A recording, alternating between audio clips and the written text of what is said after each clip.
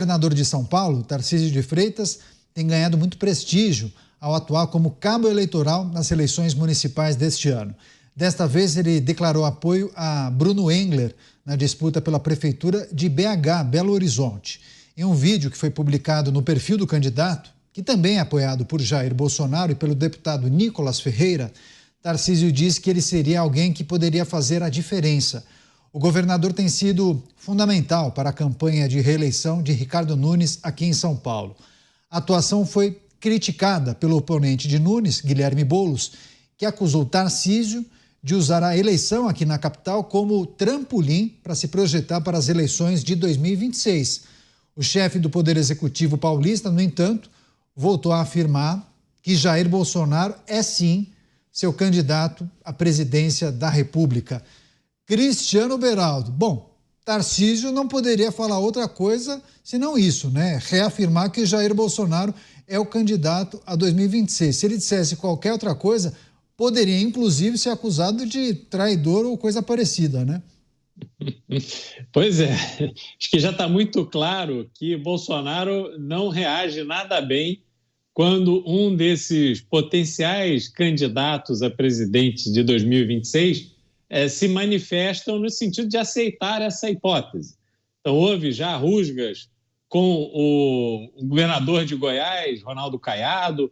Há uma campanha dos bolsonaristas contra o partido de Ratinho Júnior e Tarcísio de Freitas, que é experiente, é um bom leitor de cenários. Ele sabe muito bem que não pode, em hipótese alguma, manifestar nenhuma opinião pessoal em relação a uma possível candidatura sua à presidência em 2026. Então ele segue o seu roteiro, está fazendo um trabalho fundamental na candidatura de Ricardo Nunes à reeleição. Foi ele que, no momento em que havia assim, o amor está no ar com Pablo Marçal, no ambiente do bolsonarismo, Tarcísio de Freitas não se intimidou, pegou Ricardo Nunes pelas mãos, fez eventos e reafirmou apoio a ele, esteve sempre ao lado dele e continua ao lado dele nesse segundo turno, enquanto o próprio Jair Bolsonaro preferiu se recolher. Ele não foi uma figura ativa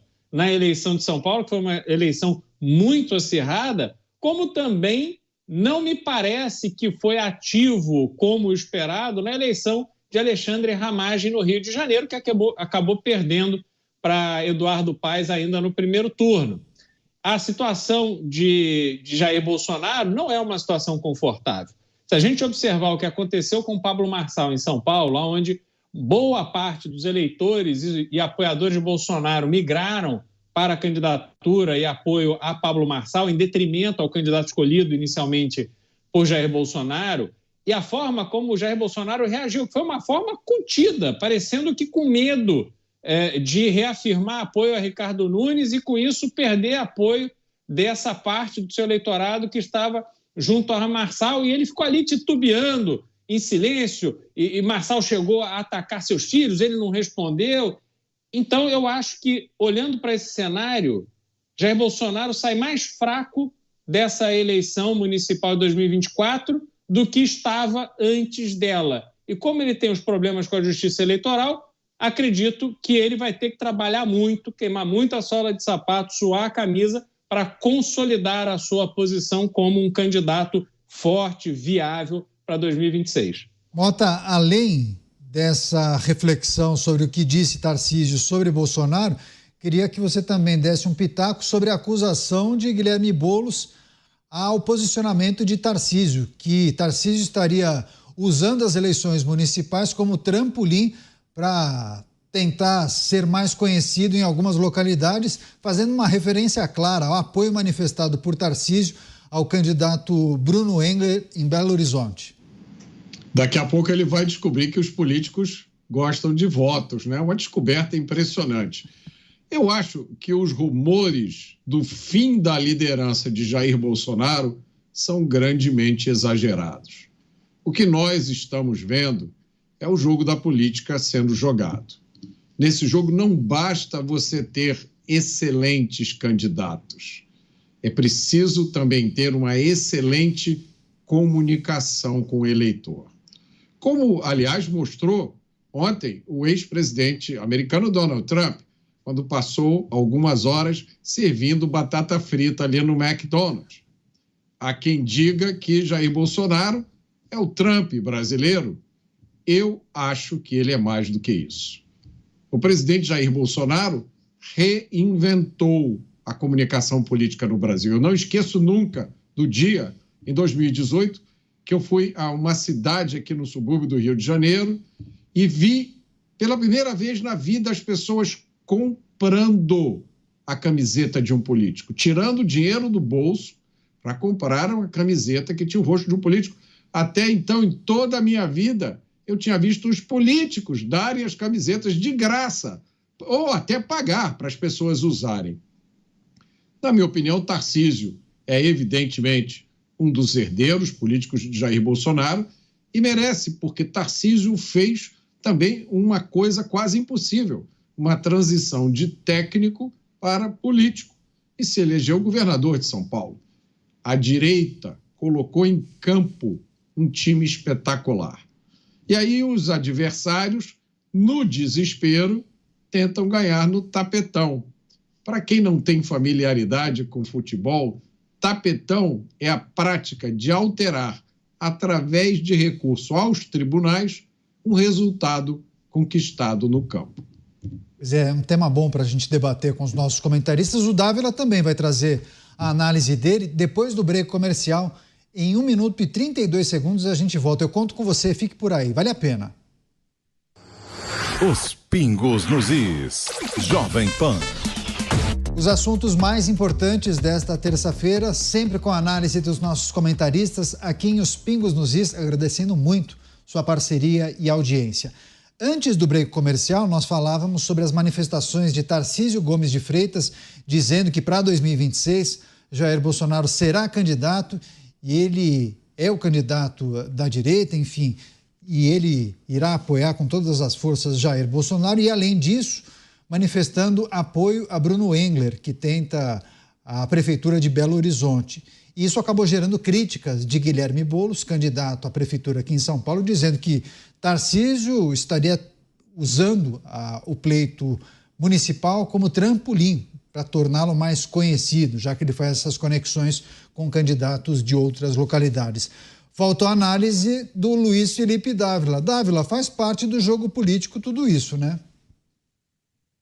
Caniato, mas o cenário político muda a cada eleição. O Ulisses Guimarães sempre falava, quando falava, mas eu tenho tantos votos. Ele fala, não, você teve tantos votos na última eleição, agora você não tem mais. Cada eleição é uma eleição. E isso é algo muito importante para entendermos o cenário atual. Primeira coisa, a direita está crescendo e diversificando. É isso que mostrou a eleição municipal. O Beraldo trouxe uma boa análise aqui de que essa direita centrão teve uma vitória impressionante. Aliás, foi a grande vencedora das eleições municipais. Depois, nós temos uma direita que são a dos governadores. Os governadores que terminam o mandato agora, quase todos eles presidenciáveis fortíssimos. Depois nós temos a direita bolsonarista mesmo. Existem muitas direitas. O importante é que a direita está ganhando espaço e força. Por isso, ela vai ter que se entender. Vai ter que se entender para ter uma candidatura forte à frente. E aí voltamos aqui à questão do Tarcísio. Por que é importante? Primeiro, Tarcísio, dessa safra de governadores, é o que está em melhor situação. Por quê? Porque ele tem uma reeleição pela frente. Os outros estão em fim de mandato, já tiveram o segundo mandato, vão ter que disputar alguma coisa. O Tarcísio está naquela confortável posição que ele pode ou não disputar a presidência da República. Ele já disse várias vezes que ele prefere ficar no governo de São Paulo e disputar a reeleição. Mas aí depende de várias coisas. Depende se, primeiro, Jair Bolsonaro vai recuperar os seus direitos políticos. Segundo, como é que vai ser a dança desses outros candidatos governadores de fim de mandato? Também temos aí vários deles aí com pinta de presidenciável. E terceiro, se na hora final Bolsonaro vai ungir ou não Tarcísio como seu candidato se ele não puder disputar a presidência. Então tem muita coisa a acontecer. Mas o que mudou na paisagem política brasileira é a ascensão da direita. Este é o grande recado da eleição municipal. Quem cresceu foi a direita e o centro-direita. E ainda temos essa grande safra de governadores. Muita coisa vai acontecer, mas a direita deixou de ser monopólio do bolsonarismo. Pois é, agora, Mota, quando o Dávila fala nesse crescimento da direita, quando a gente olha para 2026, qual é o grande desafio da direita que acaba abrigando algumas siglas ou algumas figuras em siglas que não necessariamente são de direita, talvez de centro-direita, mas que em algum momento lá mais próximo do pleito vão precisar falar a mesma língua e escolher quem serão os representantes, né? Verifica só o seu microfone, por favor. Perdão, eu acho que isso não é problema, ao contrário de muita gente. Não acho que exista necessidade de um projeto de união. O que a gente não pode é atirar em alguém que está do mesmo lado que nós, né? Tem alguém, a gente está numa guerra, estamos numa trincheira. Como é que eu vou dar um tiro no cara que está comigo, do meu lado, na trincheira? Tem um inimigo ali. Eu acho que, às vezes, algumas pessoas, no calor do combate eleitoral, esquecem que nós estamos no Brasil em 2024. Esquecem de tudo que aconteceu nos últimos meses e nos últimos anos aqui no Brasil e que ainda pode vir a acontecer, né? Esquece que somos todos nós vítimas de uma insegurança jurídica quase absoluta. E isso, na minha opinião, Caniato, muda completamente a dinâmica da política. Nós falamos muito sobre a direita, e quando a gente fala sobre direita, a gente invariavelmente está se referindo aos políticos, certo? Mas há componentes muito importantes do que acontece hoje no Brasil que não são políticos, que não tem nada a ver com voto. Então, o projeto da direita, uma vitória da direita, tem a ver com isso também, com ocupar espaços que estão fora do radar da política. A gente abriu o programa mostrando, de novo, mais uma vez, a história do show erótico da universidade. Aquilo só foi possível por uma hegemonia quase absoluta do pensamento de esquerda no sistema de ensino do Brasil. Não é só a universidade, é desde do nível mais elementar da escola até o pós-doutorado.